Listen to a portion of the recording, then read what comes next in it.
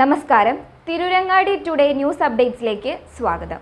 സ്വർണ്ണ സമ്പാദ്യം ഇനി തൂബയ്ക്കൊപ്പം 40-ാം വാർഷികാഘോഷത്തോടനുബന്ധിച്ച് തൂബ ജ്വല്ലറി അവതരിപ്പിക്കുന്നു കണ്ണഞ്ചിപ്പിക്കുന്ന ഗോൾഡൻ സ്കീമുകൾ.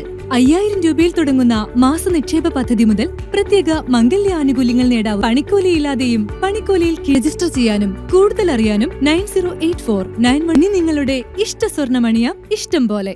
മിഠായി നൽകി കുട്ടികളെ വശീകരിച്ച് പീഡനത്തിനിരയാക്കുന്ന 60-കാരൻ പരപ്പനങ്ങാടി പോലീസിന്റെ പിടിയിൽ. മിഠായി നൽകി കുട്ടികളെ വശീകരിച്ച് ആളൊഴിഞ്ഞ കെട്ടിടത്തിനകത്തേക്ക് കൂട്ടിക്കൊണ്ടുപോയി ലൈംഗിക പീഡനത്തിനിരയാക്കുന്ന അട്ടക്കുളങ്ങര സ്വദേശിയാണ് പരപ്പനങ്ങാടി പോലീസ് പിടികൂടിയത്. അട്ടക്കുളങ്ങര സ്വദേശി തെക്കുംപറമ്പിൽ മുഹമ്മദ് കോയയാണ് പരപ്പനങ്ങാടി SI RU അരുണിന്റെ നേതൃത്വത്തിലുള്ള സംഘം അറസ്റ്റ് ചെയ്തത്. ഇയാൾക്കെതിരെ ഇതിനു മുമ്പും പരപ്പനങ്ങാടി പോലീസ് സ്റ്റേഷനിൽ പോക്സോ കേസുകൾ നിലവിലുള്ളതായി പോലീസ് അറിയിച്ചു. ഇയാൾ സ്ഥിരമായി സ്ത്രീകളെയും കുട്ടികളെയും പിന്തുടരുകയും ശല്യം ചെയ്യുകയും ചെയ്യുന്ന ആളാണെന്നും പോലീസ് പറഞ്ഞു.